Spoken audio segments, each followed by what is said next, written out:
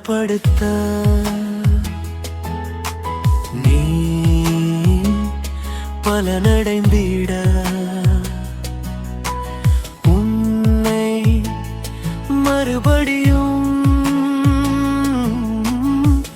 பலத்தில் நிரப்ப பலத்தால் இடை கட்ட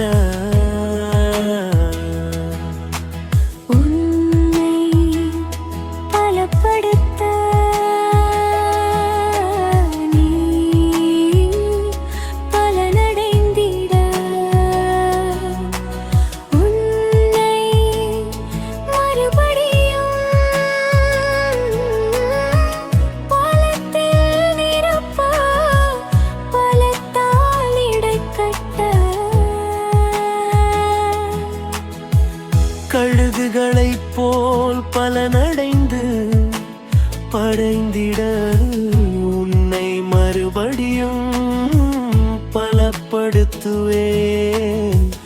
உன்னை மறுபடியும் பலப்படுத்துவேன்.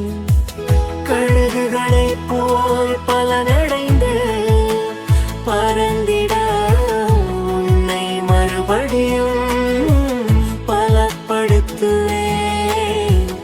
உன்னை மறுபடியும்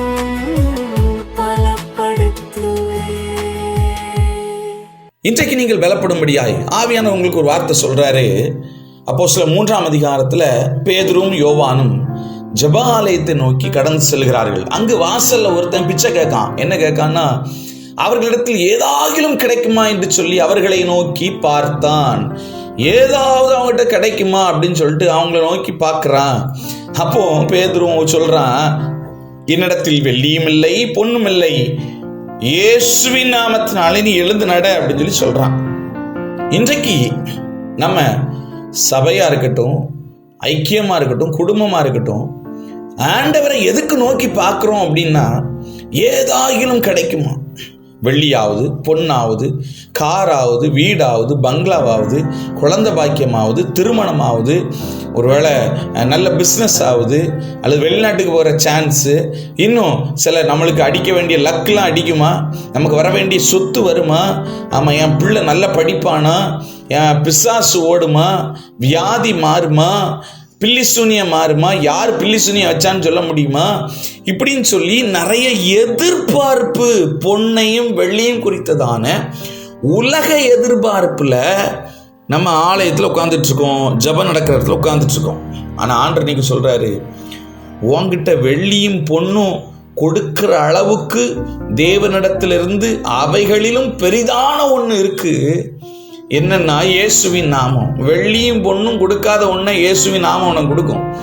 ஆனால் அதை நம்புறது இல்லை பிரதர், வெள்ளி தான் பொண்ணு தான் பிரதர், டைமண்ட், ஐயோ அது வீடு, அது சொத்து, அது நல்ல ப்ராப்பர்ட்டி, அப்படிதான் நம்புகிறோம். ஆண்டவர்கிட்ட கேளுங்க, ஆண்டவரே நம்முடைய சமூகத்தில் இன்னும் சப்பானியாக உட்கார்ந்துட்டு இருக்கேன். நாம் தேவனுடைய சமூகத்தில் தேவனுடைய பிள்ளைகளாய் தேவனுடைய ஆலயத்தில் சப்பானியாக உட்கார்ந்துட்டு இருக்கோம். என்னன்னா, ஆண்டவரே ஏதாவது கிடைக்குமா, சாப்பிட கிடைக்குமா, என் பிள்ளைக்கு கிடைக்குமா, வேலை கிடைக்குமா, நிரந்தரமான வேலை கிடைக்குமா, அரசாங்க வேலை கிடைக்குமா, பிஸ்னஸ் நல்ல பெருசாகுமா, நல்ல பணம் கிடைக்குமா, லாபம் கிடைக்குமா, அது கிடைக்குமா, இது கிடைக்குமா. அந்த சப்பானி மாதிரி அப்படியே ஆலயத்தில் சப்பானி போல உட்கார்ந்துக்கிட்டு இருக்கோம். ஆண்டோடைய வார்த்தை வருது. எப்படி பேதுரு அவனை பார்த்து சொல்றானோ அதே மாதிரி ஏசப்பா அவங்கள பார்த்து சொல்றாரு, சகோதரா சகோதரியே, பொண்ணு வெள்ளிலாம் கிடையாதுப்பா, இயேசுவின் நாமம் இருக்கு. அது இந்த பொண்ணு வெள்ளியை காட்டிலும் உலகத்தை காட்டிலும் மேலானது. உலகத்தை காட்டிலும் உலகத்தில் உள்ளவைகள் எல்லாம் உன் காலில் கொடுக்கிற ஒரு நாமம் இருக்கு, உன் காலில் தூக்கி போடுற ஒரு நாமம் இருக்கு. உலகத்தில் உள்ள எல்லாவற்றையும் நீ வார்த்தையினால் ஜெயிக்கிற ஒரு நாமம் இருக்கு, அதுதான் இயேசுவின் நாமம். இன்னைக்கு நீங்க பலப்படணும்னா ஒரே ஒரு காரியம்தான், இயேசு என்கிற ஒரு நாமத்தை நீங்கள் தரித்து கொள்ள வேண்டும். பிரச்சனை வருதா, இயேசுவே கொஞ்சம் இறங்குங்க.